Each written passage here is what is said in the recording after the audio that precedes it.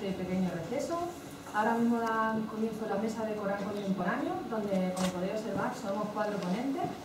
El primero de ellos será Massimiliano Timini, que viene de la Universidad de Trento, donde realizó un grado y un máster en filosofía, y después de pasar también por estudios judaicos, ahora nos viene a hacer una ponencia sobre el tema más bien coránico. Y está actualmente realizando su estudio de máster en, si encuentro mis papeles, aquí, en el máster de estudios culturas árabe y hebrea, hablando de un mundo árabe contemporáneo, y su ponencia se titula Corán y hermenéutica filosófica, las nuevas tendencias de investigación entre la versión moderna del Tawil y la interpretación tradicional del Tafsir. A los ponentes les comunico desde ya que tenéis 15 minutos, cuando falten 5 minutos os enseñaré la tarjetita con el número, luego os enseñaré la del 1 y cuando os enseñe esto se os ha agotado el tiempo. Muchas gracias, tienen la palabra. Gracias. Buenas tardes a todos. Vale, yo aquí quiero solo hacer mi comunicación sobre un pequeño aporte que ha dado la orientalística italiana, en el sentido que un profesor italiano que se llama Massimo Campanini ha intentado decir qué significa pensar el Corán como un texto filosófico, es decir, cómo se puede leer el Corán como si fuera la metafísica de Aristóteles o más bien la Ser y Tiempo de Martin Heidegger. En este sentido, hay que decir primariamente que en una época en la cual la mayoría de los discursos en torno a la religión musulmana contempla sobre todo el ámbito político, acercarse al estudio del Corán es necesario para comprender qué piensa la cultura musulmana dentro de sí misma. Y está claro que el Corán es el libro sagrado del Islam y ha sido considerado por la tradición palabra directa y literal de Dios, de manera que los musulmanes de cada época han desarrollado varios niveles de lectura del texto, es decir, que se han acercado a ello intentando de interpretarlo desde un punto de vista estructural, formal y gramatical, histórico, teológico y místico sobre todo. Si por un lado, sobre todo la exegesis coránica, ha recaído muchas veces en una actitud apologética y que por su naturalidad ha sido un poco lejana de los que son los rasgos típicos de la tradición orientalística, que ha siempre intentado de aplicarle un método que sea científico, es histórico. Al contrario, la orientalística muchas veces ha estudiado el Corán de una forma demasiado aséptica, no considerando que el texto sagrado es un libro a través del cual los musulmanes actúan cada día, es decir, que es un texto vivo. Pensar el Corán como un texto vivo significa exactamente eso, que el hecho que sea un punto de referencia, hay personas que lo ponen dentro de una tradición y que sea que lleve un rasgo hermenéutico a su vez. Y es precisamente acercarse la preocupación que voy a presentar durante mi comunicación, es que como el Corán como sistema lingüístico tiene una objetividad propia, determinada por un intérprete que mira el texto con su prejuicio positivo. Es decir, que no quiere decir que acercarse al Corán con lo que lo místico, no quiere decir acercarse al Corán con lo que los místicos llaman los ojos del corazón. Es decir, más o menos que ver desde una perspectiva como la entendida Gadamer, y que ve una conexión particular entre el intérprete y el interpretado, es decir, entre el lector y el texto. Según la versión gadameriana, el texto es como un objeto en la medida en que tiene expresión eficaz y contenido que el autor no puede cambiar posteriormente, siendo en este caso un sistema lingüístico que funciona en base a sus reglas. Y por otra parte, el intérprete o el lector se acerca al texto a la luz de su propio prejuicio que permite a él o a ella una interpretación personal, a pesar de la presunción ideológicas, históricas o psicológicas que el lector lleva a la hora de acercarse al texto. Y en la terminología de Gadamer, los prejuicios están descritos siempre como algo de positivo, porque son capaces de evitar cualquier elemento negativo inherente al término. Es decir, que una palabra por sí misma es siempre neutral. Es el contexto y la cultura en la cual se desarrolla que le da un rasgo positivo o negativo. Y en relación a estas consideraciones de carácter preliminar en relación al Corán, quieren enfocar la cuestión de cómo se lee los pasajes del texto sagrado y, como hemos dicho antes, como si fuera un texto de filosofía, y en este caso aplicando una filosofía que sea de tipo hermenéutico, es decir, contextualizarla a la luz de una corriente específica dentro de la cultura occidental y cómo autores o más bien filósofos musulmanes han intentado retomar el legado de esa corriente filosófica para interpretarla dentro de la tradición exegética coránica. Y para hacer esto es evidente que la cuestión no verte solo exclusivamente sobre la interpretación, sino tiene un carácter más amplio. Y tampoco se quiere reducir la hermenéutica al tafsir ni al ta'wil, aunque está más claro que por un sentido más amplio tenga que ver con un ta'wil, un sentido general del término. Es más bien estos autores musulmanes que, voy a anticipar, que son Muhammad al-Kun y Abu Sa'id, intentan acercarse al texto desarrollando una ciencia y una metodología que sea filosófica y que sí, esté dentro de la tradición musulmana, pero al mismo tiempo mira a otra perspectiva que son más bien sobre todo de la filosofía de Paul Ricoeur y Hans Gadamer. Y es decir que no solo interpretan, toman la filosofía de estos dos autores y la interpretan desde un punto de vista musulmán, sino intentan ir más allá del texto y más allá de lo que es solamente filosofía. Y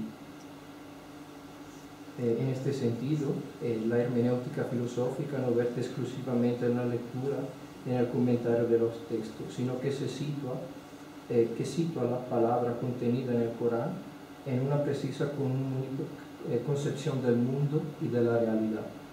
Y el objetivo tanto de Muhammad al-Kun como el de Nasr Abu Sa'id es mostrar que la escritura está abierta a una pluralidad de significados. Es eso el intento que intentan más de proponer. O sea, una metodología hermenéutica como esta, que intenta de una cualquier forma de luchar contra lo que ha sido definida como una actitud antiutópica del Islam. ¿Y qué significa con esa expresión de antiutópico? Por un lado, esta actitud implica la consideración que el texto es un referente permanente, sobre todo en las cuestiones prácticas y jurídicas. Y por otra parte, está presente la idea de un pasado glorioso que está considerado como un modelo inigualable, en base al cual el futuro tiene que ser reformado en base a esta visión de un sentido literal que está siempre muy cercano al sentido del texto. Y esto es uno de los rasgos principales de numerosas perspectivas islámicas hoy en día. Y la idea que el Corán tiene que ser la base de una constitución y del sistema legislativo compatible, que sea evidentemente compatible con una sociedad contemporánea. Puede ser individuado en las convicciones de pensadores como Maududi o Said de Qutb, y que, de acuerdo con una perspectiva que remueve la historicidad del horizonte teórico del pensamiento musulmán, el antiutopismo tiene la misma potencialidad de negar y limitar la evolución y el renacimiento del Islam. Y unos autores han definido esta perspectiva como una autorreferencia del Islam, que no ha salido, o a lo mejor no que no haya salido, es que no haya ofrecido concepto nuevo para interpretar el texto, que haya siempre tomado de la misma fuente para reinterpretar y para seguir adelante. Y a la luz de esta consideración, el pensador argelino Muhammad al-Kun entra en la categoría de aquellos pensadores que ya podemos definir como filósofo, que sostiene la necesidad de la utilización de una metodología que sea historicista, que inevitablemente contextualice y haga plural el sentido del texto. Y aunque este pensador no sea sistemático, Arcún elabora una auténtica hermenéutica de carácter específicamente filosófico, y esta es la preocupación que él tiene. Aunque las implicaciones que su propuesta vayan a tener desde una perspectiva social, política o cultural, su ámbito se mueve siempre en el filosófico. Y según su perspectiva, la historicidad se coloca en la categoría del impensable, en cuanto los textos de la tradición religiosa, y en particular modo el Corán, ha llegado a ser doctrina oficial y al mismo tiempo producto de una trascendencia. Y aquí la crítica de Arcún, cuando habla de los textos sagrados que han producto una trascendencia, se dirige a la tradición clásica del texto sagrado. Y es decir, como el Corán, en el Corán hay todo lo que es pensable, la aspiración que propone Arcún es la de abrirse al impensable. Lo que tiene que hacer el pensamiento islámico en este sentido es renunciar a los discursos apologéticos, y ya que en el Corán se ha creado una falsa conciencia, análogamente a lo que han hecho Nietzsche, Freud y Marx por la cultura occidental. La trascendencia hay que buscarla no fuera en una realidad externa, sino en la manera en la cual se desarrolla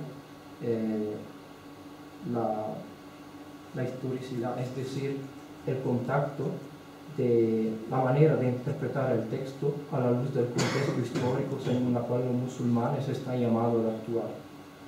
Y un autor que toma por unos aspectos también estas perspectivas es Abu Said, aunque su crítica sea por unos aspectos más fuertes y ha tenido varios problemas, además porque él vivía en un contexto, vivía en Egipto, y no a diferencia de Arcún, que siempre ha vivido en Francia y estaba más tranquilo desde este punto de vista.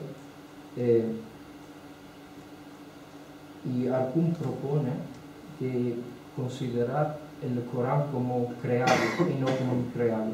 En este sentido, él dice que la doctrina más razonable y más científica es la que ha producido la Mutasila y no la escuela Sharita.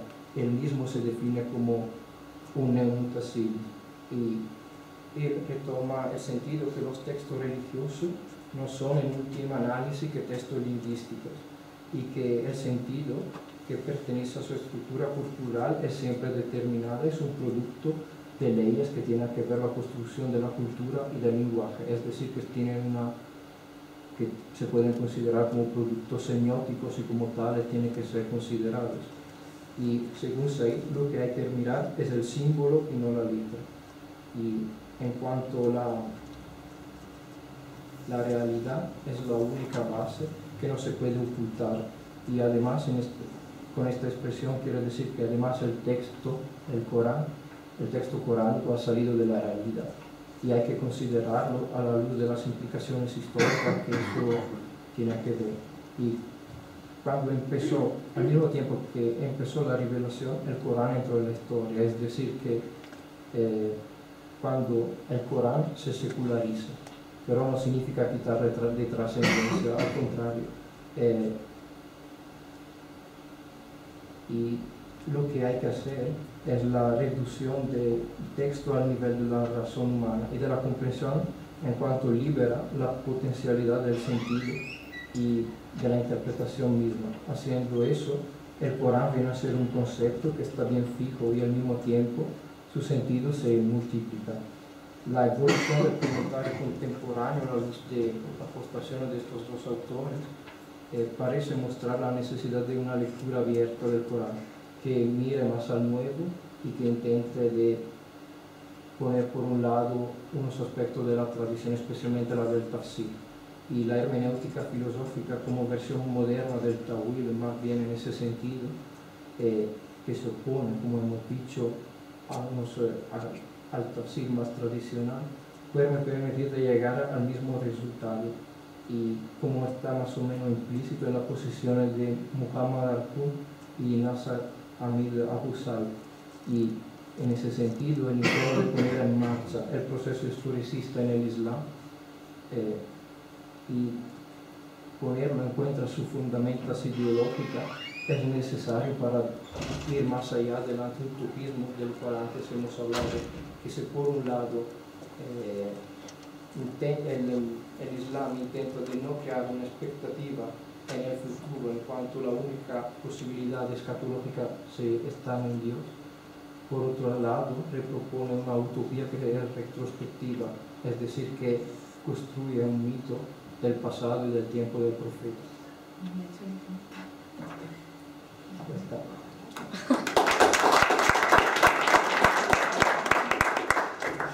Mira si se ha ajustado bien el tiempo, que ya le iba a pasar de 1 minuto y ya terminado antes. Muchísimas gracias por tu ponencia. Y ahora le toca el turno a Miguel Ángel Fernández Fernández, que estudió aquí el grado de estudio árabe islámico y después se nos fue a Madrid a hacer el máster, hasta que recientemente se ha vuelto aquí y está estudiando actualmente, está cursando el programa de doctorado de la Universidad de Granada con el de lenguaje, texto y contexto, y un poco en ese ámbito se mueve su ponencia, ¿correcto? Bien. Actualmente, como digo, está haciendo la tesis en nuestro departamento y su comunicación se titula El sufismo marroquí desde las redes sociales. Cuando quieran, muy bien. Muchas gracias, Tatiana. ¿Podría ponerme el PowerPoint, por favor? Sí. Si lo encuentras, sí, o en PDF me da igual.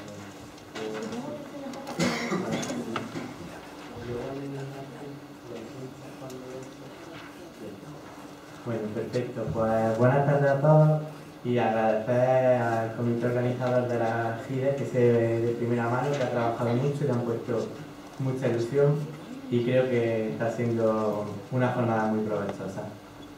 Comentaba un poco que la elección de este tema viene a raíz de, como ya ha comentado Tatiana, estoy al principio de mi formación doctoral y, como algunos de aquí ya bien sabemos, es un momento en el que barajamos muchos temas e investigamos muchas cosas, y uno de los aspectos que he encontrado y que me ha parecido muy llamativo es como el fenómeno sufí en Marruecos, también muy relacionado con lo que comentaba antes nuestra compañera Isha, se puede estudiar hoy, o una parte muy atractiva es su presencia en las redes sociales y más concretamente a través de vídeos y de grabaciones de audio, porque fenómenos, ceremonias y aspectos de la vida de las cofradías que antes quizás eran de difícil acceso, pues hoy es muy fácil apreciarlo. Y eso es un poco lo que me dispongo a hablar. Bueno, la imagen esta es de una de las infinidad de páginas que hay en el YouTube de una de las cofradías de Marruecos. Esta es la más popular hoy día, que es la Bouchichia, y el señor que aparece en la foto es el señor Sidi Jamal Al-Qadir Bouchiche, que es el sheikh vivo actual de esta cofradía. Y no sé qué hacer aquí. Un poco aquí. No sé qué hacer. Yo tampoco sé, tiene que apuntar por todo. Ya se han pasado. ¿No la ves? Esa es la diapositiva. Sí, pero tú que ya estás conmigo, vale. se la puedes hacer tú. Muchas gracias. Bueno, en primer lugar, situarnos un poco en el fenómeno del sufismo como la mística del Islam, que muchos de aquí ya sabemos en qué consiste. La palabra en árabe, como muestra el dibujo de, que está el del derviche, es tasawwuf, de la raíz sawafa, relacionada con cargas semánticas como lana, concretamente el masdar de la forma tafa'ala, y grosso modo podría decirse que es la unión con Dios mediante la aniquilación de la personalidad, siempre buscando esa experiencia íntima con Dios que en el vocabulario sufí se denomina tahid. Y las personas que tienen esa experiencia íntima con Dios en la historiografía árabe y en este tipo de prácticas se suelen denominar en singular wali Allah, aquellas personas que son cercanas a Dios, que tienen una amistad con Dios, que son depositarias de algo que Dios les ha otorgado. muy relacionado con lo que comentaba también Aisha, el sufismo hace hincapié en la separación de dos tipos de saberes, el ilm al-batin y el ilm al-zahir. El batin sería aquel saber que es oculto y que solo se puede saber a través de una experiencia personal con Dios, y a través de esa se recibe la baraka, que sería algo como la emanación divina, un don que Dios da a las personas, y ya no solo a las personas, sino también se puede encontrar la baraka. Bueno, se puede encontrar. Las personas consideran que existe baraka en ríos, en manantiales, en bosques y en personas. Y quizá una cosa interesante que diferencia de nuestro concepto de santidad en el cristianismo es que esta baraka puede ser heredada de familia, es decir, como que esa emanación divina pasa de padre a hijo sucesivamente a lo largo de la historia. Todo ello remontándose a los antiguos linajes del profeta Muhammad, a través sobre todo de sus nietos Hassan y Hussein, a través de Ali. Y también, como comentáis, es que lo de Aisha está muy relacionado. Estos linajes de cofradías van pasando el secreto sir a través de la familia. Y la estructuración que este fenómeno toma, sobre todo en el Magreb, es a través de las cofradías, en árabe tarija o turco, en plural, que tienen un carácter iniciático, y la sabiduría siempre se transmite desde un maestro hacia un discípulo. El lugar donde se reúne este grupo, en Marruecos, recibe el nombre de Zawiya, y a día de hoy conforma un fenómeno social, y en estas Zawiyas tanto se hacen las diferentes ceremonias sufíes como un centro de enseñanza, incluso puede ser un centro en el que hay un sheikh que puede recomendar aspectos jurídicos.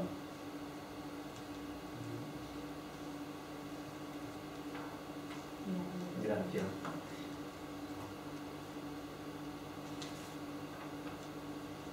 Las prácticas más populares que se dan en estas cofradías, sobre todo es el zikr, que encuentra su base en una ley del Corán, que es esa que está ahí, que una traducción sería: oh aquellos que habéis creído, recordad a Dios con frecuencia. Bueno, aquellos que veréis árabe se ve mejor cuando dice ya ayyuhal ladina amanu zkurullaha zikran kathiran, pues como dice zkur en imperativo, y luego zkurullaha en imperativo, y luego dice zikran kathiran, como que una de las maneras de adoración a Dios es a través del zikr, y ese zikr pues es haciéndolo mucho, que es a través de las repeticiones de los Asma al-Husna, por ejemplo, o de otras leyes coránicas, algo así como la letanía, lo que es en el cristianismo.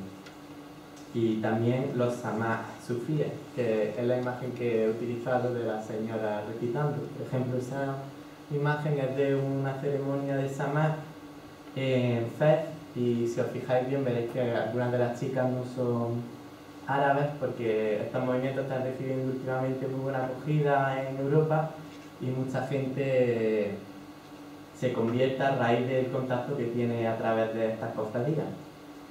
Y también una de las ceremonias más famosas, bueno, más populares que celebra las cofradías sufíes es el Maulid al-Nabi, que es la conmemoración del nacimiento del profeta Muhammad, en el que una de las prácticas que se suelen hacer son sesiones de dhikr.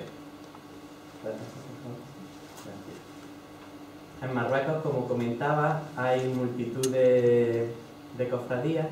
Una de ellas era la que comentaba Aisha, la Tijanía, pero yo voy a hablaros, me voy a centrar en la Bushishia, que es una de las ramas de la Tariqa Qadiría. Abajo es la típica ortografía marroquí que suele utilizar la cofradía en sus diferentes páginas web, Facebook, etc. Y para resumir un poco, decir que a día de hoy es la cofradía más influyente, dado que tiene una relación muy especial con la monarquía, y a través de una buena relación sobre todo con el último monarca.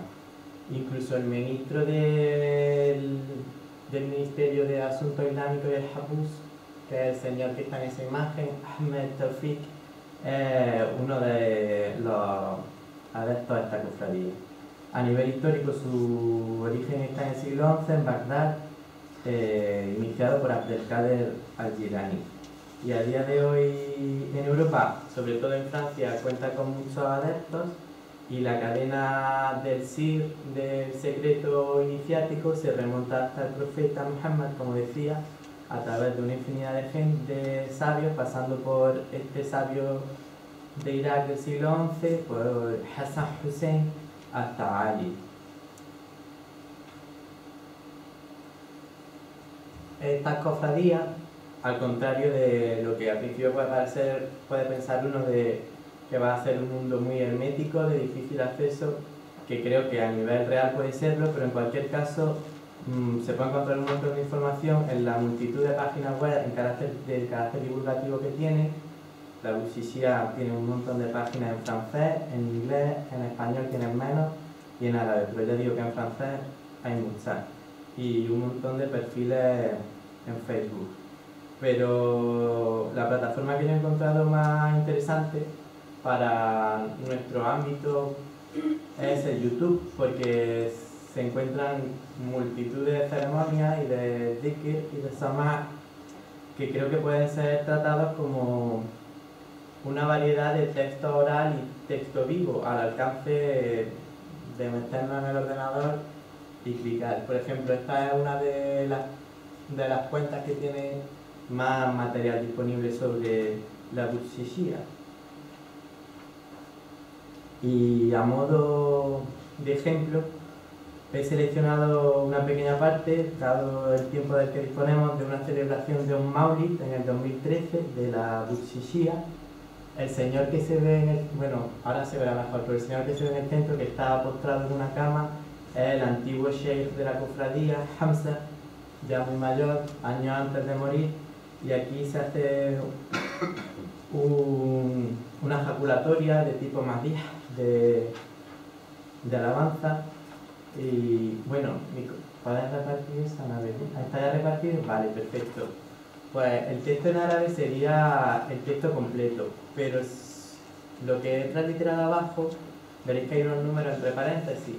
Pues trata de reflejar con esos números la estructura que va siguiendo. Es decir, el 1 sería porque el primer verso es el que tiene el número 1, luego se vuelve a repetir ese verso, luego se recita el segundo, luego vuelve otra vez al primero, luego otra vez el primero, luego va al segundo, luego al tercero, luego otra vez el tercero, es decir, una estructura de repetición para lograr la introspección y la mística.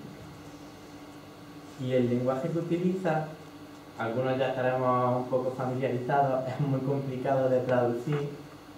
He tratado de indagar un poco, por ejemplo, el primer verso habla sobre que ha venido el cercano como la luna llena sobre las ramas, un lenguaje muy metafórico que trata de expresar la unión con Dios a través de metáforas típicas del legado islámico. Por ejemplo, en el último verso que he transliterado se hace referencia a la luz del Quds como la luz de Jerusalén y ese lenguaje. Siento comunicarte que no funciona el internet. ¿El qué? No va el internet, ¿vale? Entonces, Vale, o sea, que no se va a poder escuchar. lo siento mucho, pero no, porque el otro día ya tuvimos este problema, entonces, Vale. pues sí. Bueno, pues era muy interesante en cualquier caso verlo y Luego lo escucharlo. mandamos por correo. Sí. Y entonces, claro, ahora me encuentro con que me sobra mucho tiempo. Bueno, no pasa nada, siempre podemos esperar, ¿no? Y hacer el debate más largo, Sí, que sí. seguro que entra... Y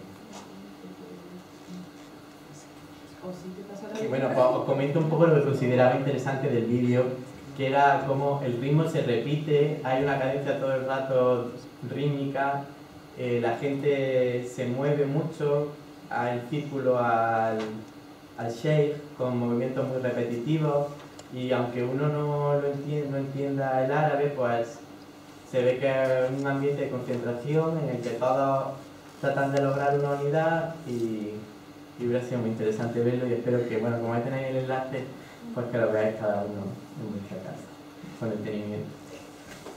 Y el objeto un poco de mi comunicación era simplemente plantear como una herramienta tan a la mano de todos como es el YouTube, hay una fuente tan interesante de un legado cultural que creo que en un principio podría pensarse que está vedado a aquellas personas que están dentro de la cofradía, con su carácter iniciático y todo lo que ello conlleva.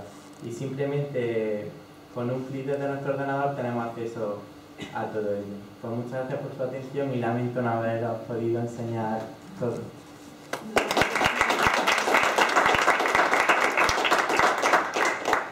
Siento mucho el contratiempo.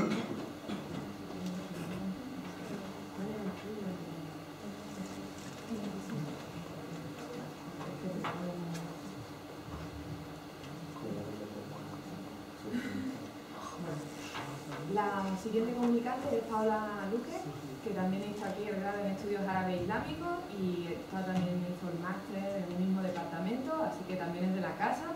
Y actualmente, como Miguel Ángel, se encuentra cursando el programa de doctorado en lenguas, texto y contexto, y su comunicación no solo es muy interesante, sino que engarza con la mía y con el tema que ayer mencionábamos en la inauguración de la cuestión de género, el Día de la Mujer, etcétera. Por eso ayer dije que si veníais hoy podríamos abrir un debate y tal, y como Miguel Ángel no ha tardado tanto en su ponencia, al final, como digo técnico, pues luego tendremos tiempo para debatir esta cuestión. Su ponencia se titula, creo que el título lo hemos cambiado, ¿verdad? Sé que parece de poco, ¿no? Sí. ¿Vale? La creación de la humanidad en el Corán y los hadices, reflexiones desde el feminismo. Ya sabes, 15 minutos. Cuando quieras. Bueno, muy buenas tardes. Muy buenas tardes. En primer lugar, me gustaría agradecer al equipo organizador de esta jornada haberme ofrecido la oportunidad de participar en ella y también pues os agradezco a todos y a todas vuestra presencia, pese a que es viernes por la tarde, porque significa mucho para los que estamos iniciando la investigación y eso. Y ahora sí vamos con la ponencia. Paradójicamente, pese al contenido de elementos emancipadores que trascendieron críticamente a su contexto sociocultural, los textos sagrados del Islam constituyen un agente de opresión para las mujeres.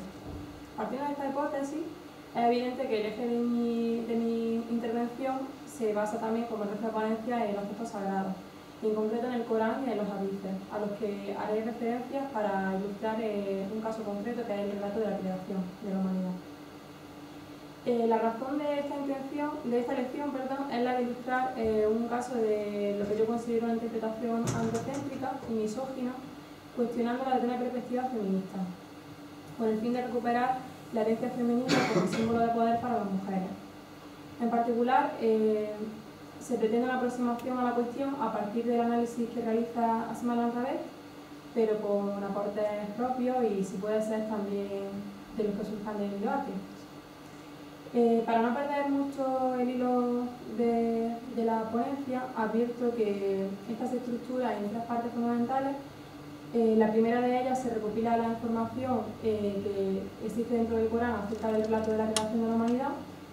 En la segunda ocupa la explicación y el análisis, la interpretación que además se han transmitido dentro del Islam de este relato, que no corresponde exactamente con el que se extrae del Corán.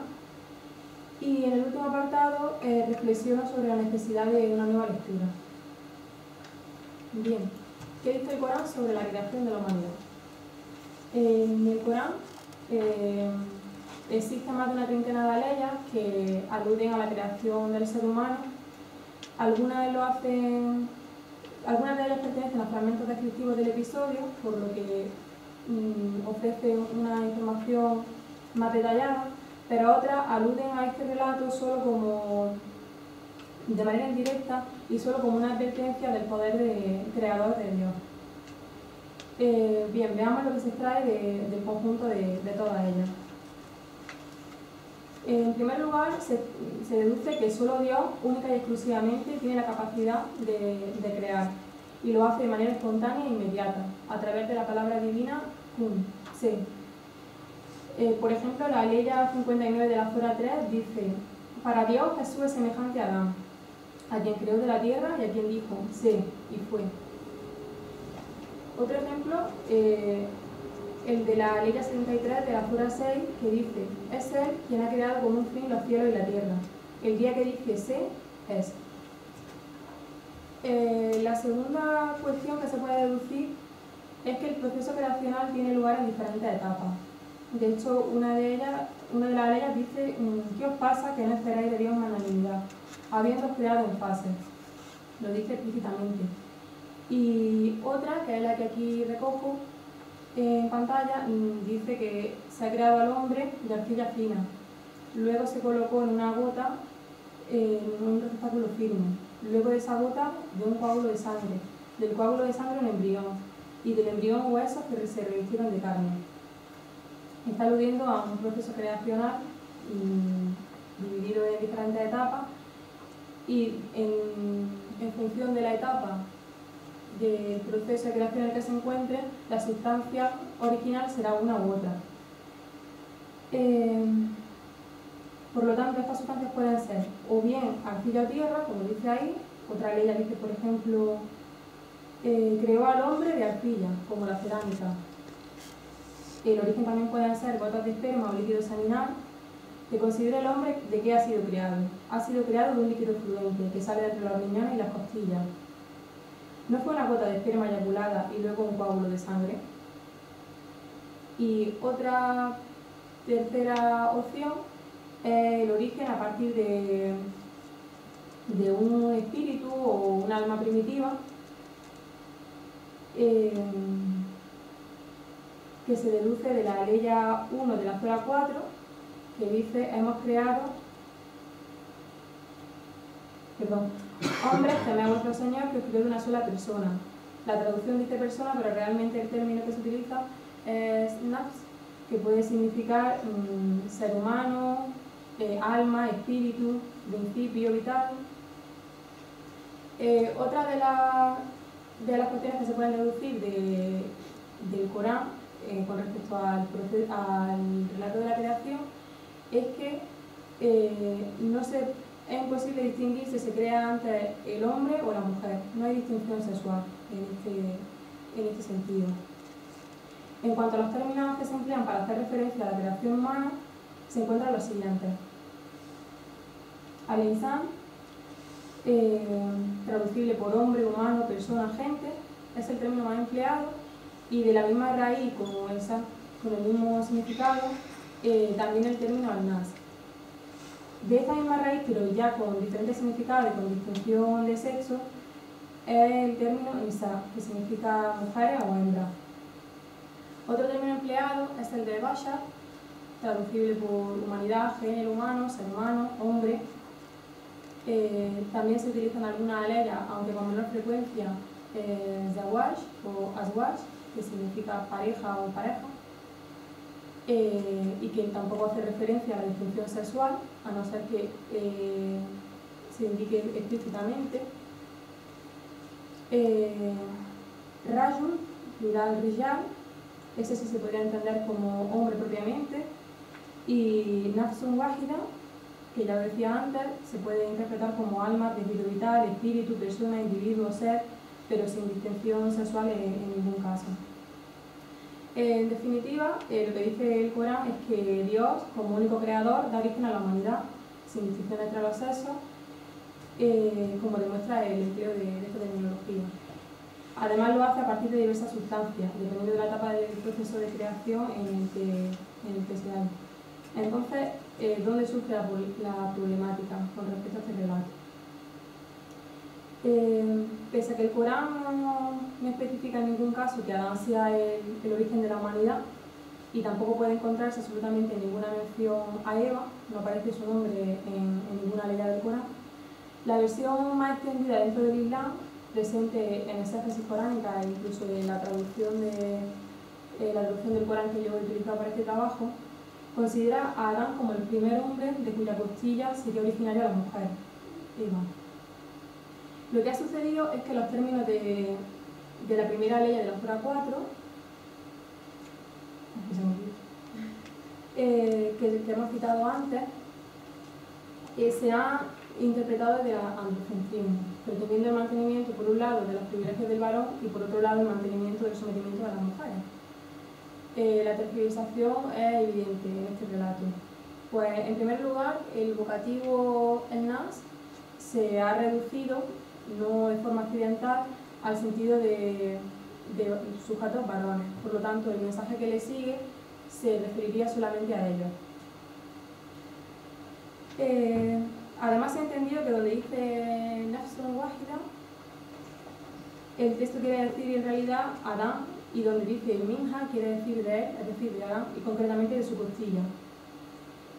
Además, según esto, la palabra Sauj, traducible, como hemos dicho, por pareja o por cónyuge, habría de aludir a Eva. Sin embargo, este sustantivo epiceno, que no hace referencia a ninguno de los dos sexos, aparece en otras leyes del Corán y solo se puede deducir si hace referencia al varón o a la mujer a través del contexto. En este caso, por tanto, cabría las dos posibilidades. Podría estar refiriéndose o bien al hombre o bien a la mujer. Quizá, en palabras de Asma al-Andrabet, no se podría deducir el sexo al que hace referencia para enfatizar esa voluntad divina de trascender al género, en lo que a la primera concepción humana se refiere. Por lo tanto, según esta interpretación de los términos, la ley original se entendería como he ilustrado aquí. Hombres, temed a vuestro Señor que os creó de Adán, de cuya costilla creó a Eva, y de ellos dos diseminó un gran número de hombres y de mujeres. Personalmente considero que esta interpretación no es meramente una casualidad, sino que está influenciada evidentemente por un contexto religioso y sociohistórico. El Islam, tanto en el marco de la revelación como en su propio desarrollo histórico, tomó como referencia las tradiciones de otros pueblos monoteístas. Es más, el mismo Corán ha venido a confirmar las aportaciones de las Sagradas Escrituras anteriores, a las que menciona explícitamente en varias leyes. Por ejemplo, en la ley 3 de la Sura 3 dice: Él te ha revelado la Escritura con la verdad, en confirmación de los mensajes anteriores.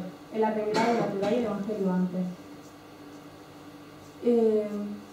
Esta influencia del judaísmo, del cristianismo, es especialmente apreciable en el episodio de la creación de la humanidad, puesto que la percepción por el Islam de este relato se aproxima más a lo que dice la Biblia que a lo que dice el Corán propiamente. Recordamos Génesis 2, 21-26, que dice: Entonces Yahvé hizo caer en profundo sueño sobre el hombre, el cual se durmió, y le quitó una de las costillas, rellenando el vacío con carne. De la costilla que Yahvé había tomado del hombre, formó una mujer, y la llevó ante el hombre. Pero ¿cómo se incorpora este relato bíblico al imaginario islámico si el Corán no dice nada o no hace alusión al elemento de la costilla y de la creación de la mujer a partir del hombre? Pues lo hace a partir de los hadices y concretamente a partir del hadith número 1858 del libro del matrimonio de la recopilación de Al-Bukhari, que dice lo siguiente: encomiendo el bien con las mujeres, pues ellas han sido creadas de una costilla y la parte más curva de la costilla es la parte de arriba, de tal manera que si voy a enderezarla la rompe y si la deja sigue torcida. Por lo tanto, encomiendo el bien con las mujeres.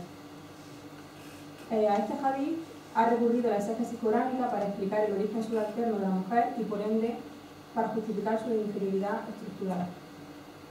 Asma al-Andrabet no ve aquí más que una metáfora aleatoria usada por el profeta en el marco de un conjunto de recomendaciones relativas a la relación entre hombres y mujeres. Yo personalmente sí que considero que este hadith podría estar aludiendo al relato que cuenta Génesis, pues teniendo en cuenta el contexto histórico, religioso y social, no considero extraño que el profeta adaptara el mensaje del Corán a una audiencia de carácter netamente patriarcal y además influenciado o familiarizado con la tradición judio-cristiana. El recurso a esta interpretación de la creación por los exégetas musulmanes manifiesta la evasiva a las fuentes del Islam en cuanto a que ignora los pasajes del Corán a favor de las tradiciones judías y cristianas. Y esto tiene serias consecuencias. La primera de ellas, si deducimos que a partir de la costilla de Adán se ha creado a Eva, esta interpretación viene a definir a Adán como primer hombre como fruto directo de la voluntad divina, por lo tanto representa el ideal del ser humano. Y lo que queda, y lo que no corresponde con ello, es decir, lo que no corresponde con el hombre, que es la mujer, sería lo otro. Sería lo que sale de la normatividad y queda en los márgenes de este relato y por ende en los márgenes de la historia de la sociedad. Y creo que viene muy bien aquí la cita de Simone de Beauvoir. Otra de las consecuencias de esta interpretación es, a pesar de que el Corán relata el mito del pecado original en dual, siempre refiriéndose tanto al hombre como a la mujer, ha arrastrado con la recepción bíblica de la creación de la humanidad, ha arrastrado también, como digo, el ideario de la culpabilidad de Eva. Así la mujer se ha convertido en la responsable de la expulsión tanto suya como la del hombre del paraíso, lo que ha contribuido a perpetuar una concepción de las mujeres como seres irracionales, seres débiles ante las tentativas, y motivo por el cual dentro del Islam se ha creado todo un sistema de limitación de las capacidades y libertades de las mujeres. Y el tercer efecto de esta lectura es producto de interpretaciones aún más misóginas, que a priori pueden parecernos un poco disparate, pero que en realidad guardan estrecha relación con las dos implicaciones anteriores. Se trata de la idea de que la mujer no solo ha sido creada a partir de la costilla del hombre, sino que ha sido creada por y para la satisfacción del hombre. Un ejemplo es la de, pertenece a la obra del famoso filósofo y teólogo Zahar Lassi, que dice que la creación de la mujer es sin duda un verdadero favor hacia nosotros los hombres. Han sido creadas esencialmente para nosotros. Esto se explica por el hecho de que la mujer es débil, dada su constitución física, y que es simple y pueril como los niños. Estas terribles consideraciones, que se han extraído del texto sagrado de una subjetividad sociocultural muy concreta, han servido para legitimar la cultura de la subordinación de la mujer y justificar su irremediable dependencia de la figura masculina. Pero afortunadamente no es una verdad inamovible, sino que se puede plantear lecturas más diversas, que es lo que me gustaría hacer en el turno de debate, y que todos pudiéramos construir o al menos deducir las ventajas que tendría leer el Corán, y no solo el Corán, sino también otros textos de diferentes tipologías. Yo en mi caso, por mi línea de investigación doctoral, los textos jurídico-notariales, como digo, leerlos desde una perspectiva alternativa, desde una perspectiva feminista, y recuperando la historia de las mujeres, y si buscamos a esa mujer.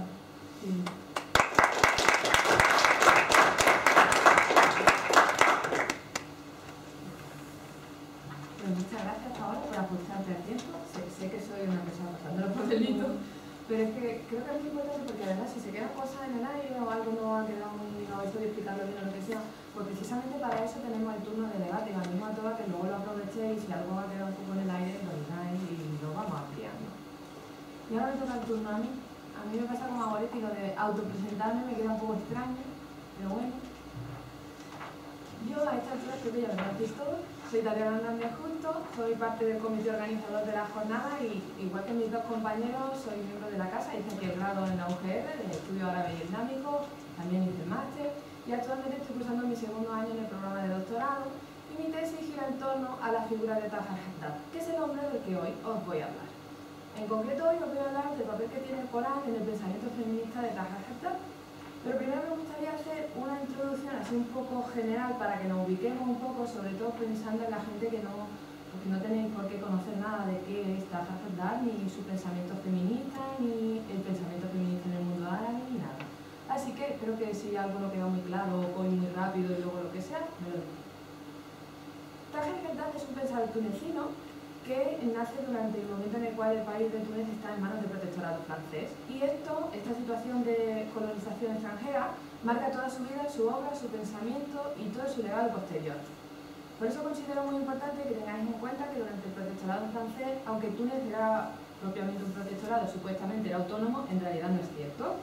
Y el poco poder que tenían la autonomía supuesta que le habían dado a Túnez no servía para nada porque la potencia francesa era la que tenía que pasar leyes y era la que tenía que aprobarlo todo.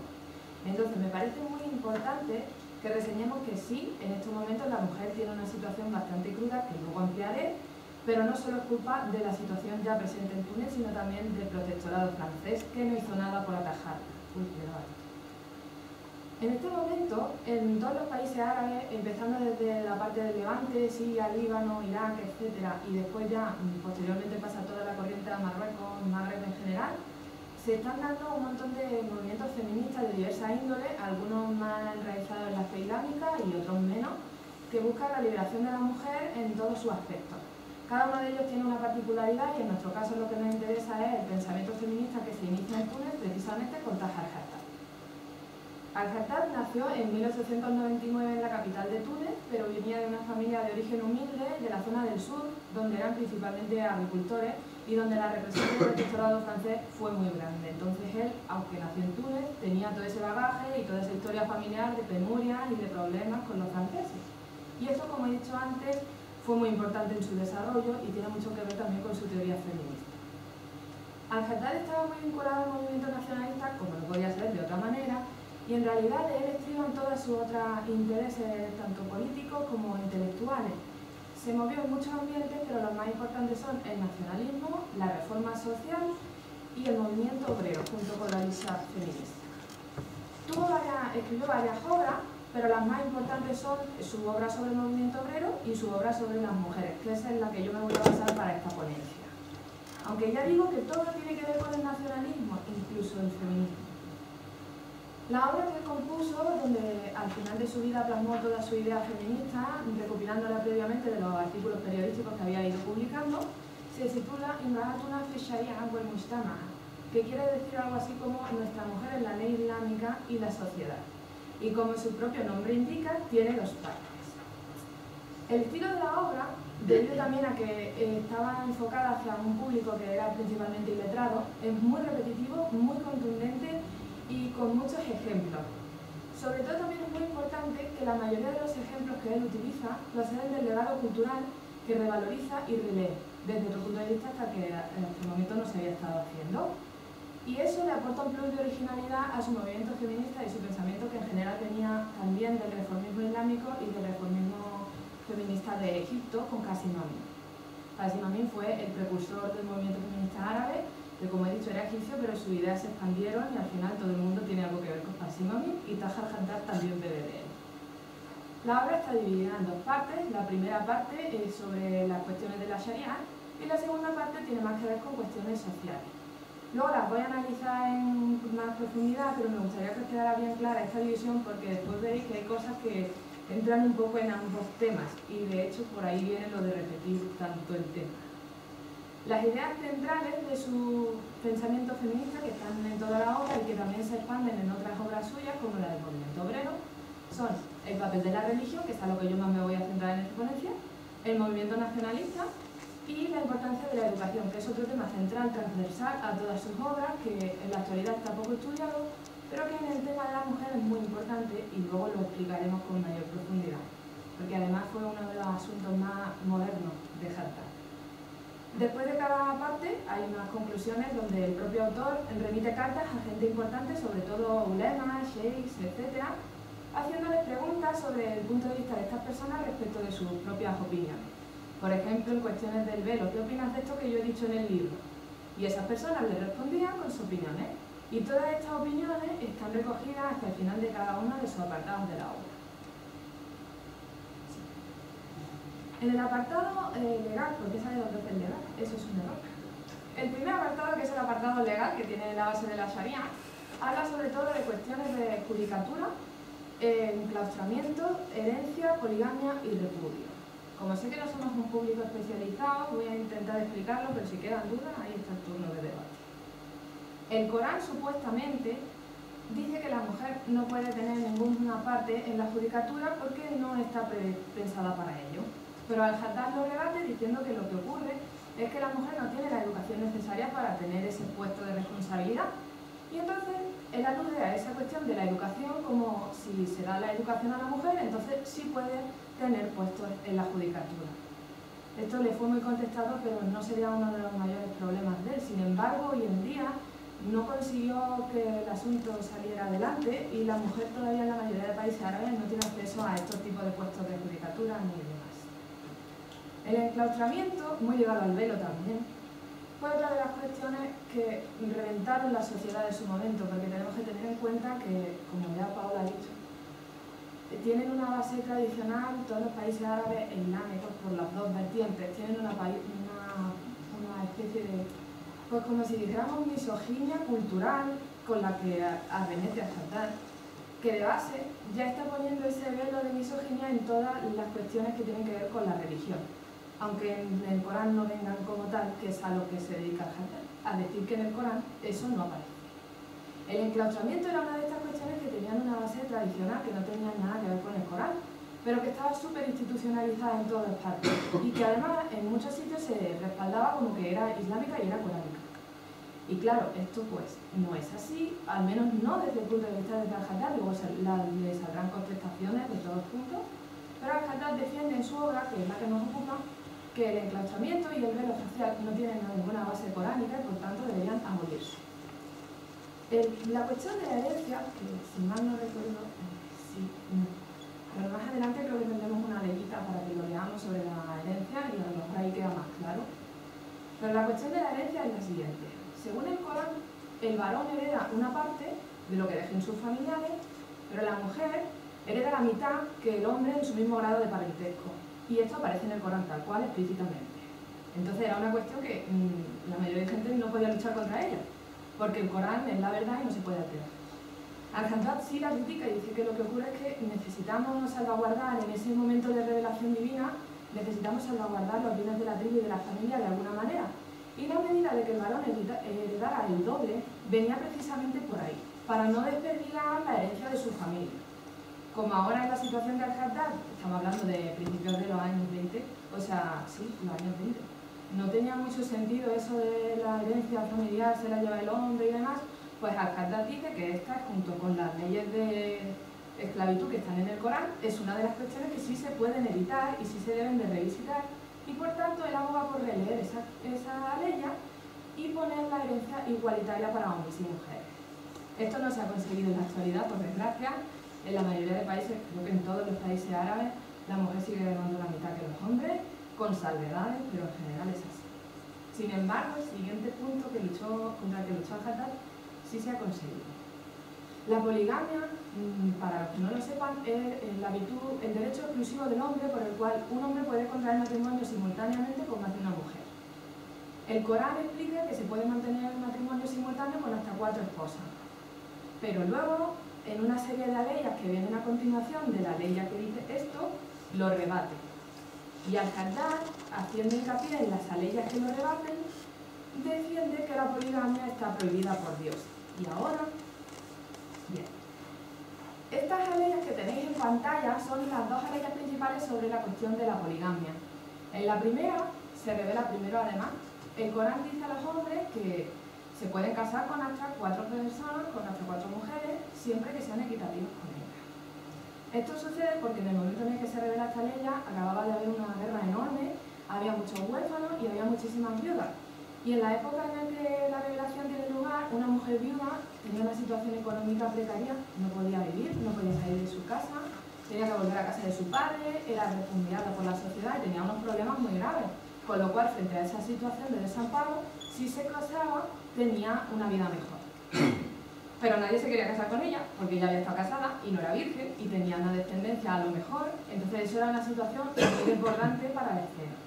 Por eso el Corán defiende la ley dando permiso a los hombres de casarse con más de una mujer, para que tuvieran una primera esposa virgen y suya propia, por así decirlo, entre comillas, y después se casasen con viudas de la guerra y no las desampararan. Después de esta ley, revela la siguiente donde dice que no podrán ser justos con las mujeres aunque quieran.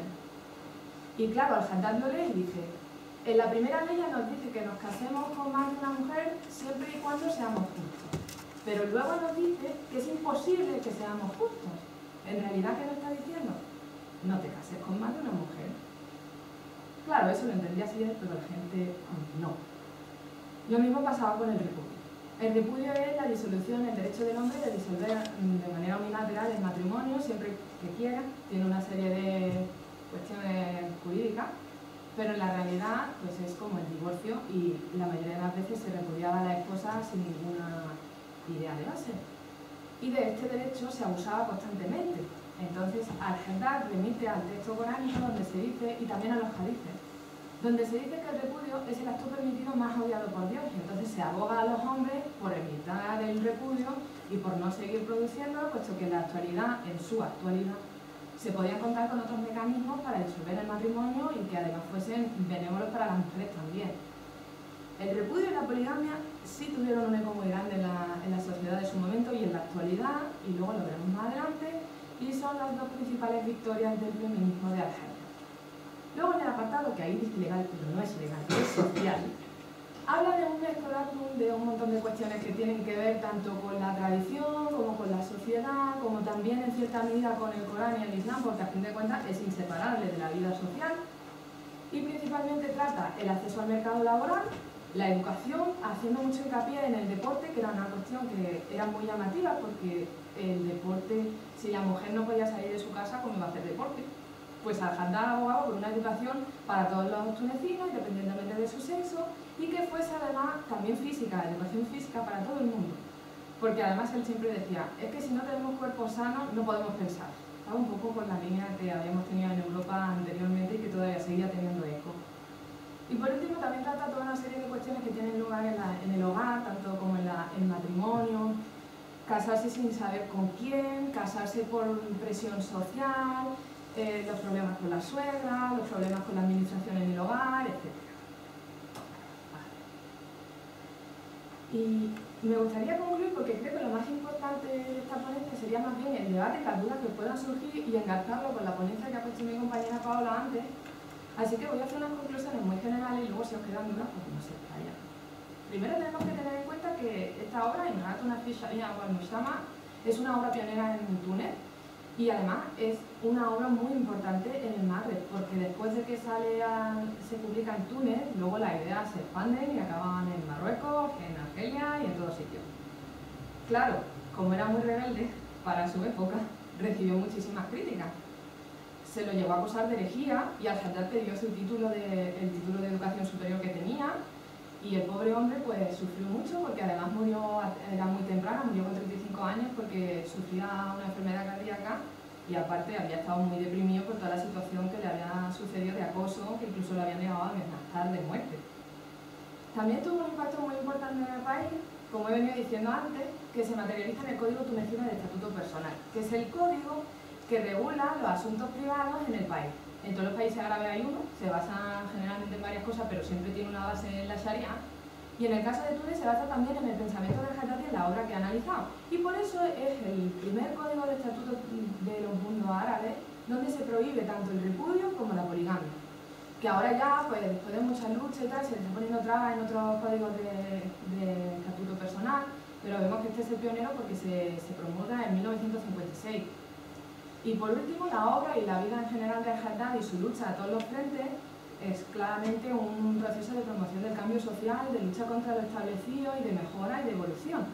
Y por eso también quería que lo enlazáramos con la ponencia de Paola, porque el papel del Corán en su pensamiento dicta mucho de la visión que ha puesto antes Paola sobre la misión feminista o no, etc. Y creo que con esto termino, aunque me gustaría deciros que la cuestión del feminismo, como he dicho, es una cuestión que está muy engarzada con el movimiento nacionalista, entonces tampoco era tan rebelde, también tenía sus cosas como la mujer como madre de la patria, etc. Pero bueno, quedad con la idea de que fue muy rupturista.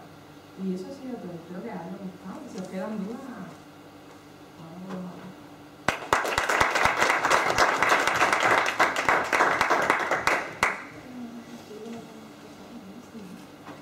dame un segundo, que es que yo si hago dos cosas a la vez se me va de la cabeza. Bien. Pues ahora podemos abrir el turno de debate, podéis hacer las preguntas que consideréis a cualquiera o a todos a la vez. Y si vosotros no tenéis, que yo tengo unas cuantas. A ver, ¿quién rompe el hielo? Yo no es quizá tanto una pregunta, sino como una observación. Y es el hecho de que me llama la atención que tanto, por lo que hemos visto, ¿no? Tanto en el propio Corán como en la Biblia, no hay un único relato de la creación, sino que Pues creo que también había salido ahí, es que no sé, porque ya has dicho una cosa que me ha despistado y no sé si es que yo no lo he leído bien, pero también había un momento en el que hablan en el Corán de que se crea el hombre y después de todo ese ciclo de la gota y del no sé qué, no sé cuánto, decían que había otra cosa de la que salía la mujer, ¿no? Lo primero que has puesto, creo haber leído. Es que me explica fatal, pero sí. Dice... hemos creado al hombre, pero en realidad en árabe dice el insan, que es un término genérico como ser humano, humanidad, pero la traducción y la exégesis sí lo interpreta como hombre. De arcilla fina. Luego lo colocamos como gota en un receptáculo firme. Luego creamos de la gota un coágulo de sangre, del coágulo un embrión y del embrión huesos que revestimos de carne. Luego uno dice después y Del luego cónyuge. creamos otro ser a partir de él o algo así. Otra ley ya dice hombres, también se traduce en un término genérico como hombres propiamente. Llamé a vuestro Señor, que os creó de una sola persona, de la que creó a su cónyuge y de los que diseminó un gran número de hombres y de mujeres. Hay algo en esta ley, ¿no? No sé, me da la impresión de que hacían un poco algo parecido a lo que se hace en la Biblia, que hay como una doble... En la Biblia hay dos relatos de la creación. Sí, por un lado tenemos el de la costilla, pero luego hay otro que explícitamente alude a que Dios creó al hombre y a la mujer, pero no dice que uno saliera del otro. Entonces, tengo la impresión de que hay, por así decirlo, una misma malintención, ¿no?, en ambas tradiciones religiosas a la hora de omitir, ¿no?, que en los propios textos figura la creación como un acto unitario de las dos personas, no de una de otra, que es la que ha tenido como una preponderancia o una mayor trascendencia o que han decidido que era a la que había que darle relevancia, ¿no? Entonces, evidentemente las conexiones y la transversalidad que hay en las religiones es una cosa pues obvia, ¿no? Y demás, pero que me ha llamado la atención pues ver que bueno, quizás con peor resultado diría, ¿no?, en el caso del Corán, porque ha habido quizás una mayor incidencia y ya pues una mayor abuso, por así decirlo, que en el cristianismo, pero igualmente los cristianos son de religiones muy patriarcales, entonces tienen como, ¿no?, si nos tenemos los textos podemos ver que quizás no tenía que haber sido así, pero sí que ha sido de una forma distinta, ¿no? Claro, esa era mi idea al principio, que buscar en los textos para comprobar si realmente lo que se nos ha contado es así o no es así. Y yo daba por hecho que el Corán decía eso, que a partir de la costilla de Adán nació o se originó Eva. Entonces cuando fui a los textos, efectivamente vi que en la Biblia había dos versiones, la mítica de la costilla de Adán y luego había otra que dice Dios crea a imagen suya, a la imagen de Dios se creó al macho y a la hembra. También a los preceptos versiones lo deja como, bueno, lo deja de libre interpretación.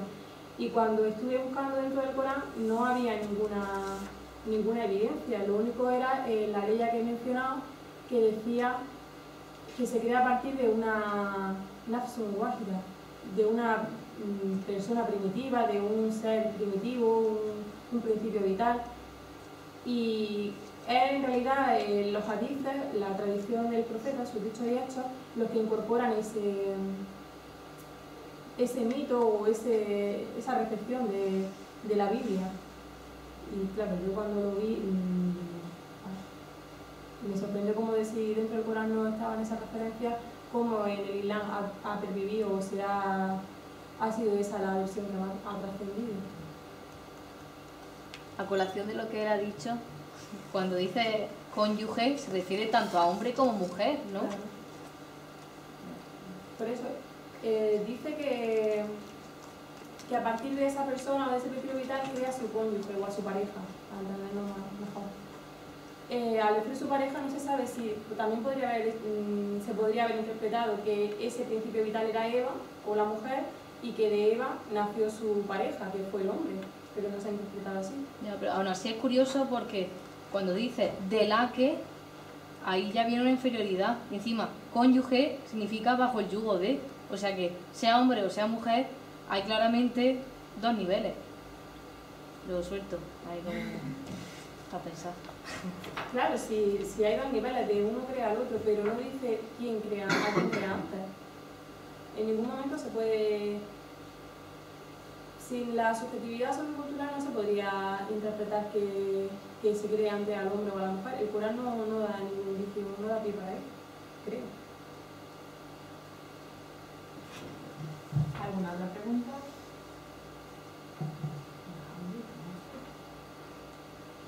Bueno, mientras a vosotros no se os ocurren preguntas, yo voy a sacar la Maximiliano, yo tenía una pregunta. Bueno, más que una pregunta es una observación que creo que está presente en todas las jornadas, a lo largo de todas las ponencias, y me ha gustado mucho porque tú has mencionado que el Corán es un texto vivo, Sí. y que desde el punto de vista de Alcún y de nuestro compañero, que nosotros, Miguel Ángel y yo lo conocemos mucho, porque en el departamento tenemos un investigador que se dedica al pensamiento y siempre está ahí.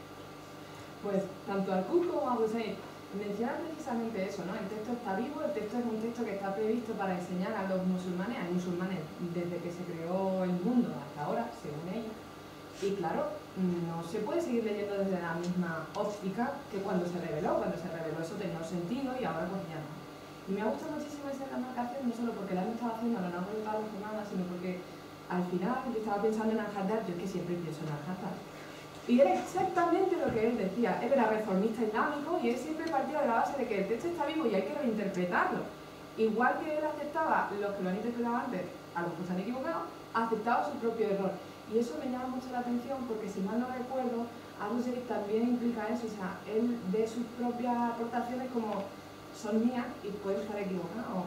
Aunque está hablando del Corán con toda la lógica y con toda la razón y con todo el... Exacto, no excluye ni un plano ni el otro, no significa que la parte más científica y crítica venga atrás para una manera de acercarse al texto que sea, no sé, completamente fideísta o algo así. Es un plano que no se excluye, además, quizás más en la Abu Zayd, ese rasgo emerge más en el intento de poner dentro del pensamiento islámico casi una ciencia para explicar esta cosa desde una perspectiva filosófica, fenomenológica, lo que sea, pero que se mueve en ese ámbito, eso sí. Mientras seguís pensando, Sara. Era Miguel Ángel, ¿no? Sí. Que digo que no he podido escuchar la canción, pero que si pudieras cantarla o leerla en su defecto. Pero yo Ay, por lo menos escuchar cómo espérate, suena. Porque sí podría intentar buscarla en la tablet, ponerla en el micrófono. Ah, sí, eso es una idea. Pero lo que pasa es que como no tengo el enlace aquí, ni sé Pero qué es claro, más. ni el pelo como en pantalla, si te hace falta. Pero estoy fijando que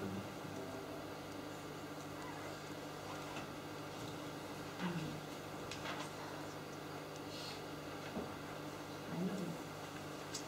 pues el enlace no se lo puedo dar aquí. Pero que crearlo tal cual. El enlace. En acapela.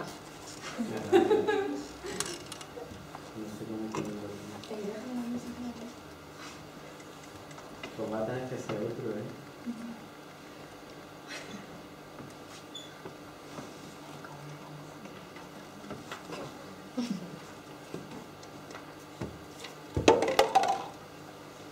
Y la no sale. No sé si es este. Ah, parece que sí. No sé.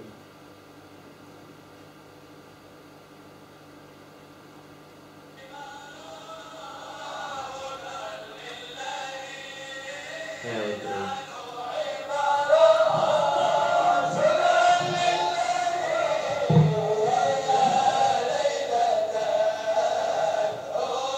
El otro era mejor, pero... Ah, lo encontré, ya está.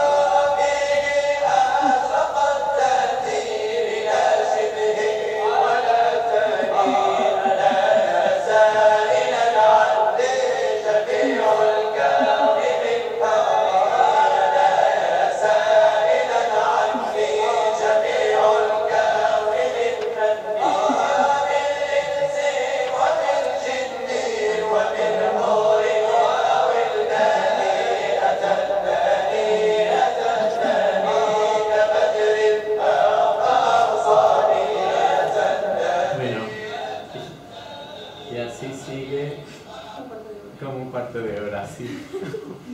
A base de repetir el verso primero unas cuantas veces, repetir el segundo otras cuantas veces y así sucesivamente.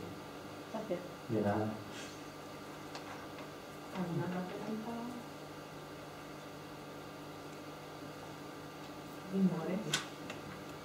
No voy a pronunciar el nombre de este señor porque creo que es hebreo. Pero,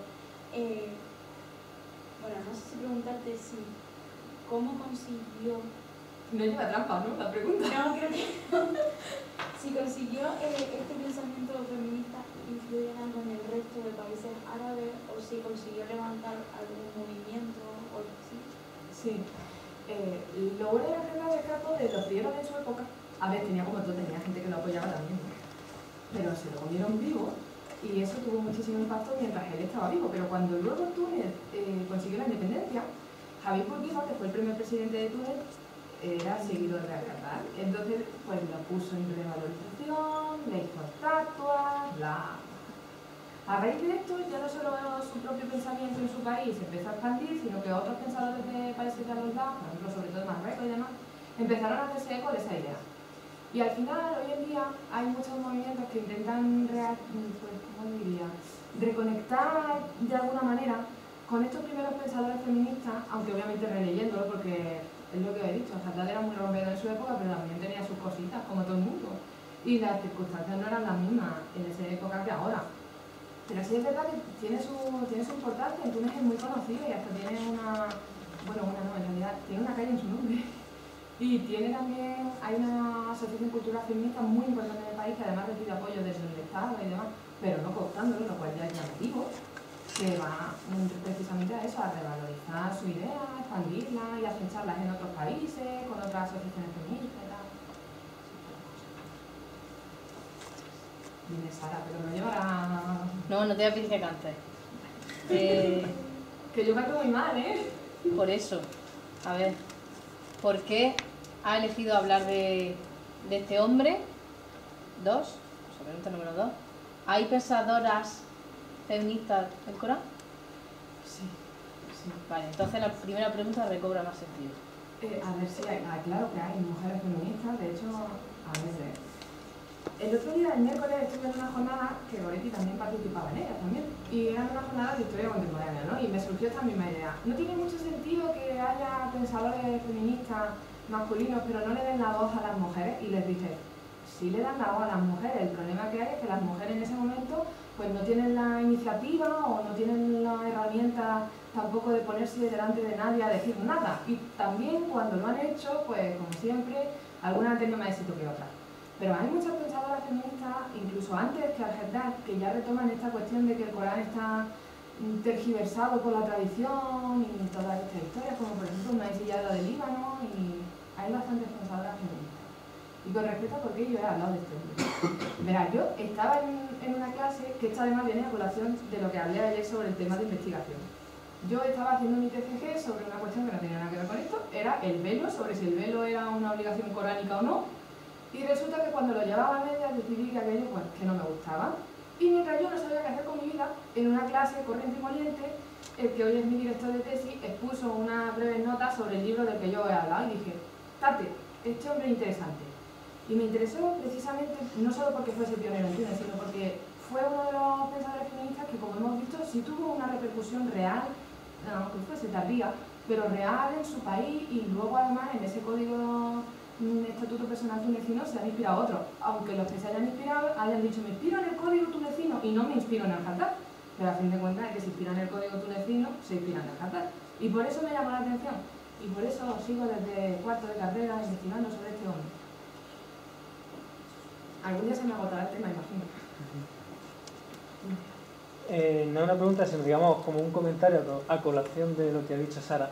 Y que sería un poco en plan de, a ver, a veces se plantea esas cuestiones, ¿no? Porque sobre todo ahora como que parece que está bastante de moda, incluso en algunos sectores del feminismo, decir que los hombres no pueden ser feministas y demás.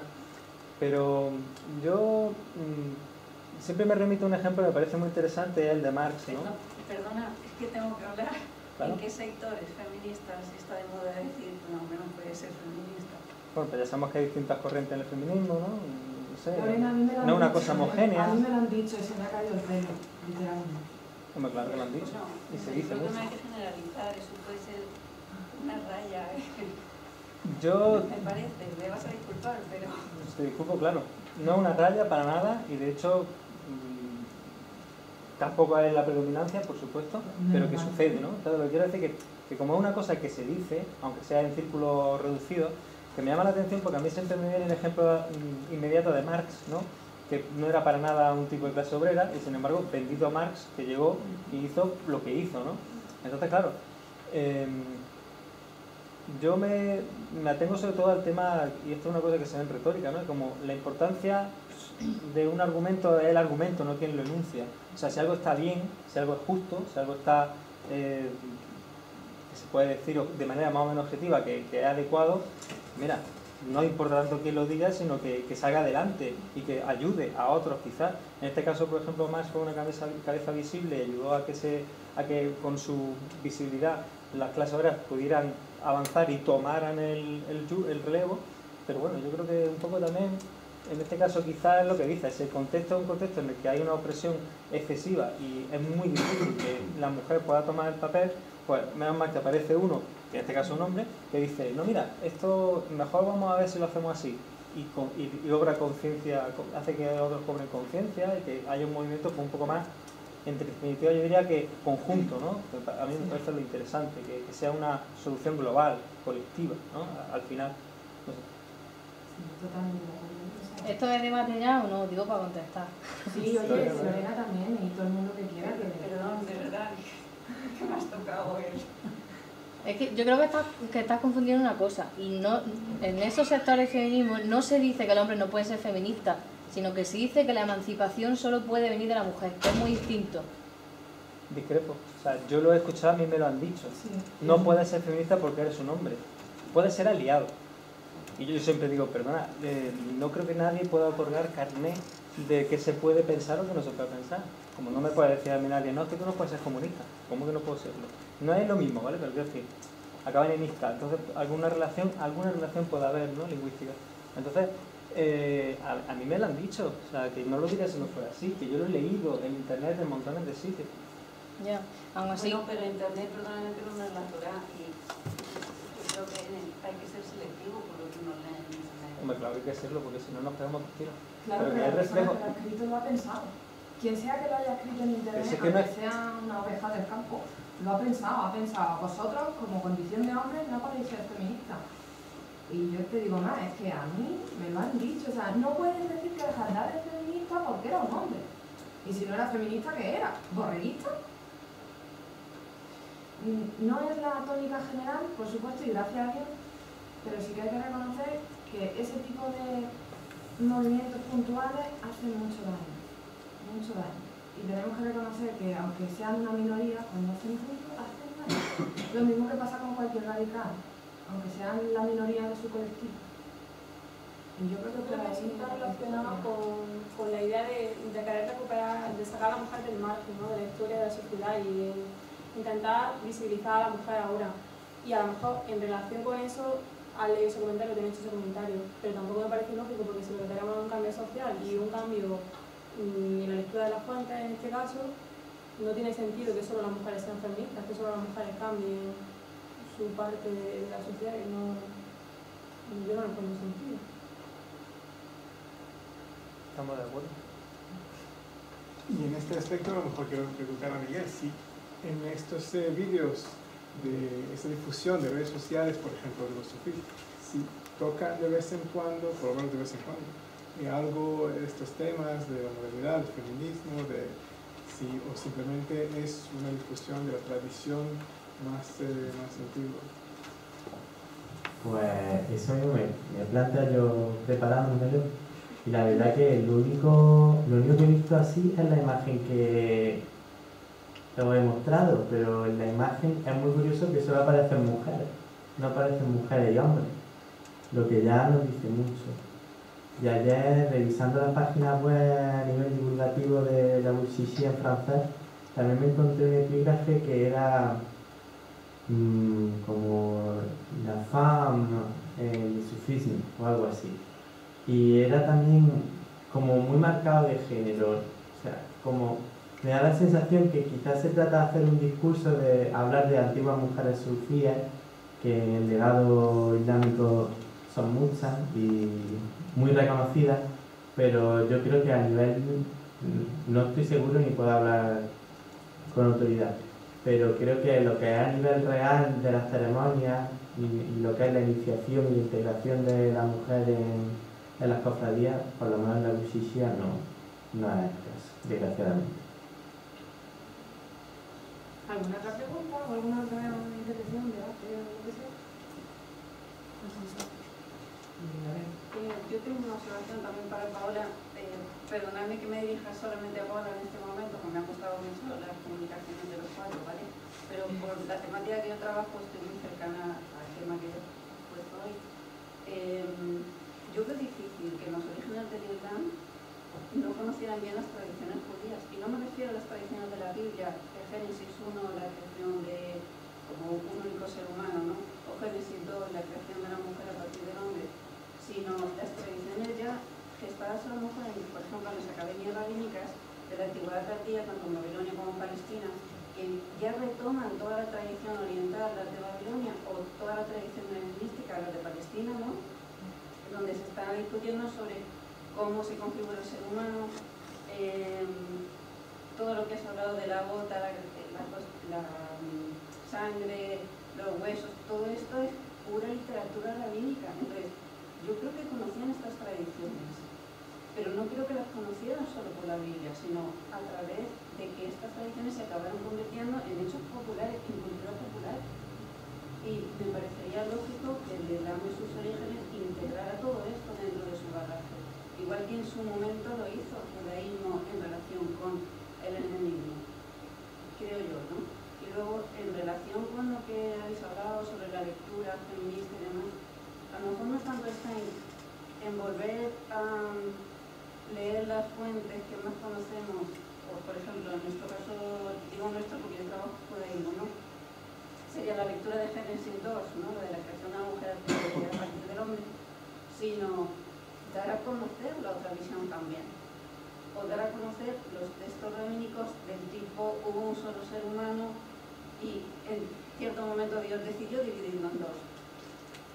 Que yo al fin y al cabo lo que estoy leyendo en tu texto, mucho más que hubo un ser hombre y a partir de él salió la mujer, no sé.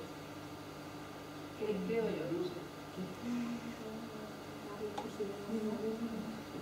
Carlos, como me ha parecido que iba a complementar lo de Lorena, sí. Responde y luego Paola lo responde. De hecho hay no viene de la tradición judía, viene de la tradición cristiana.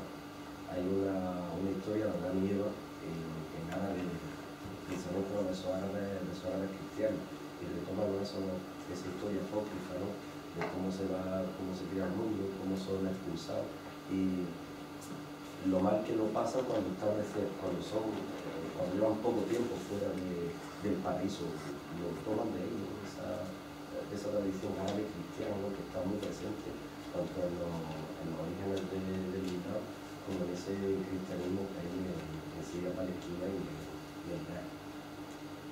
Claro, eso es justo lo que yo pensaba, porque cuando yo leí el análisis que hace Asma Al-Rabi, ella dice que el Corán dice tal cosa y que los exégetas musulmanes lo han interpretado de tal forma.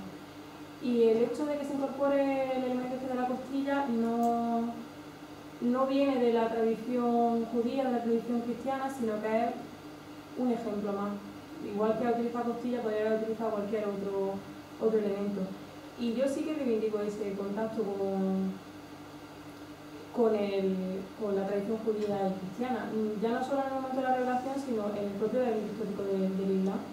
Desde la península arábiga hasta su traslado aquí al Ándalus, han sido otras culturas que han estado en contacto y están en contacto, así que era inevitable que tomaran como referencia, sino dentro del propio Corán, en el Hadith, que el profeta por su entorno conociera el elemento de la creación desde otra perspectiva diferente a la del Corán, y por eso lo trasladara así a su audiencia. O eso es lo que me parece a mí. Bueno, pues muchísimas gracias, Shai. No, porque esto la verdad es muy interesante, porque justamente de ahí empezamos, ¿no? Pero Álvaro Segura hablando justamente de estos de mitos, de la intertextualidad de los mitos que pasan de vía oral, o luego pasan también a la escritura, y luego llegamos aquí y decimos, pero bueno, esto viene de otro lugar.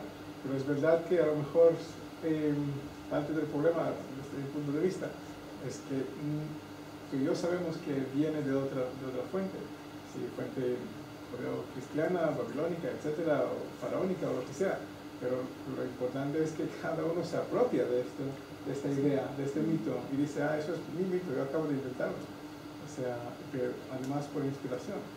Entonces ahí viene un poquito el discurso filosófico que se empieza a desarrollar desde este mito. Y bueno, a lo mejor estamos todavía debatiendo esto, lo que han debatido ya desde hace 4.000 años, justamente por eso, por esta apropiación. Si cada uno les dice, bueno, reconozco el pasado, reconozco la trayectoria, la transmisión de estos textos, de estas ideas, entonces tendríamos menos problemas. Menos trabajo también. ¿Alguna otra intervención? ¿Vosotros tampoco queréis acotar la situación? Bueno, pues entonces con esto damos por concluida la mesa. Ahora empezaremos el acto de clausura. Goretti y Shai, por favor, venid para acá. Y ahora, por favor, este acto que lo certificamos.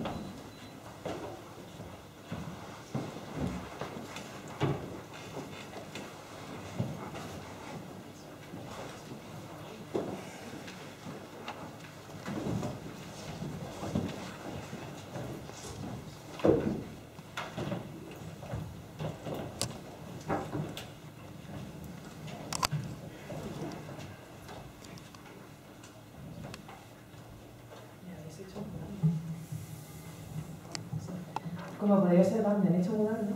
Este micrófono se lleva.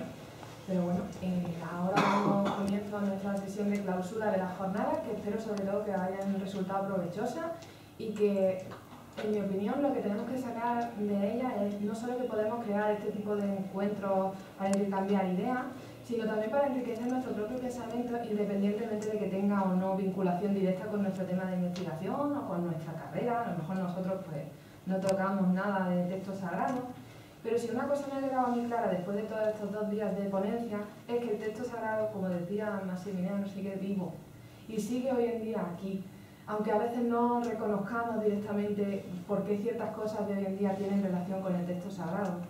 Y como a mí se me da muy mal esto y el otro día que tuve que hacer la inauguración y me puse muy nerviosa, le voy a dar la palabra a Goretti para que ella continúe. ¿Funciona? Sí, creo que sí. Sí, te funciona mejor, pero no pasa nada. ¿Sí se escucha? Bueno, yo más que nada quería, como representante del alumnado de grado, quería agradecer también al doctor Cohen por el haber tenido la visión de impulsar al alumnado de grado y de máster en este mundillo que en este estadio de nuestros estudios pues nos parece tan complicado e inaccesible. Creo que hablo en nombre de todos los alumnos que hemos participado en estas jornadas y digo que en estos días hemos salido inspirados con cada una de las comunicaciones. Gracias también a todo el equipo organizador, los que han estado detrás de las cámaras, todos los que han puesto los vasos, todo, porque ha sido la verdad un trabajo muy duro y que lleva un trabajo desde hace meses, la verdad, en el que no hemos dormido, que hemos tenido muchos nervios. Ha sido un gran trabajo y gracias a cada uno de los que nos habéis ayudado, incluso Miguel con esas transcripciones del árabe que me ayudó el otro día, y con el vídeo. Muchísimas gracias a cada uno de los que ha apoyado esta iniciativa. Y agradecer todo esto y también animaros como ya dije, como representante del alumnado, a que cada vez que se hagan este tipo de eventos, animaros a vosotros que estáis todavía en grado, en máster, a participar, y si tenéis la carrera, si estáis contemplando esta carrera investigadora. Sí, es una oportunidad para todos vosotros, y creo que después de cada una de las comunicaciones seguramente habréis salido con ganas de empezar por lo menos con algo, con una idea, ¿no? Así que muchísimas gracias a todos los que habéis venido, los que habéis aportado vuestras ideas, vuestras comunicaciones y vuestro tiempo. Muchísimas gracias.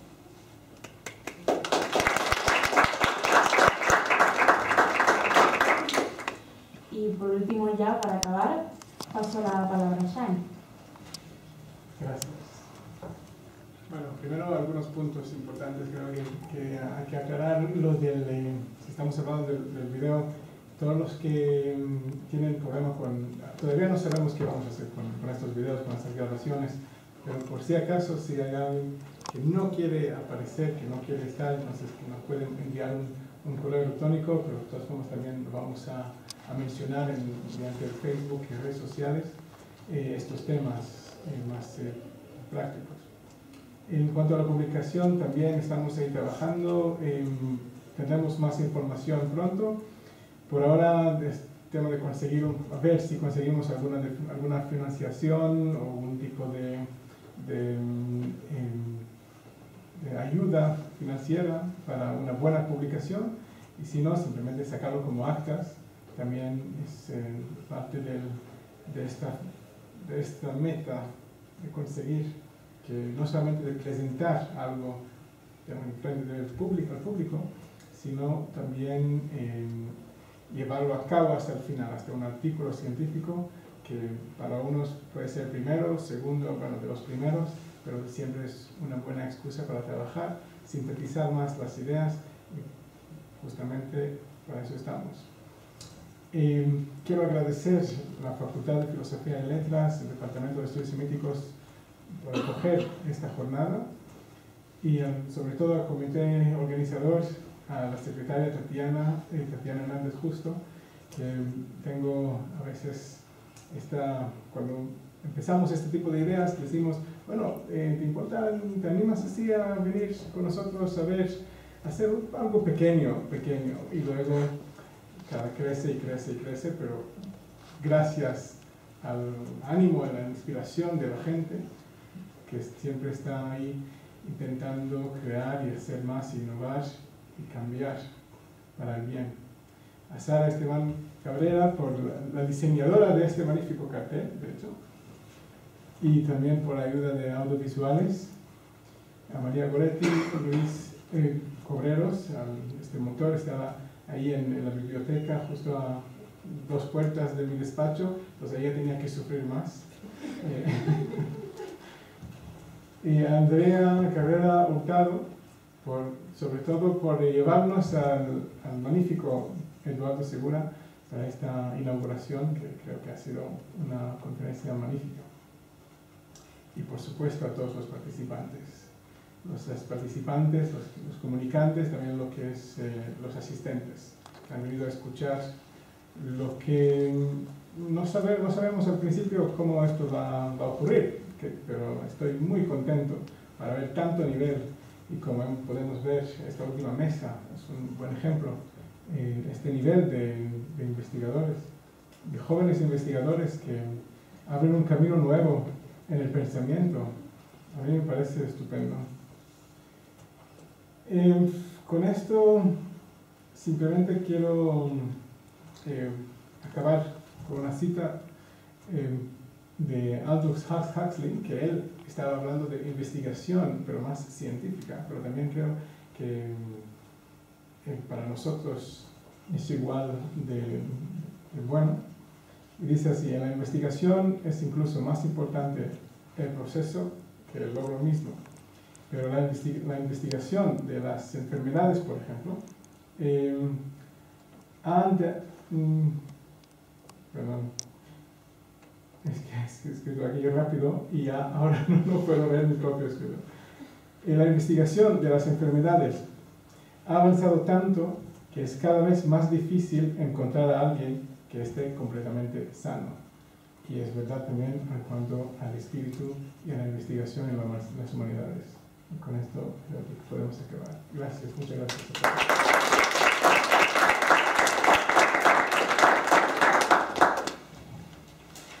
Cerramos la sesión.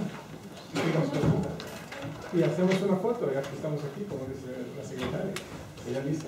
Hacerse una foto con nosotros. Bueno, podemos entrar aquí en una fila o dos o tres.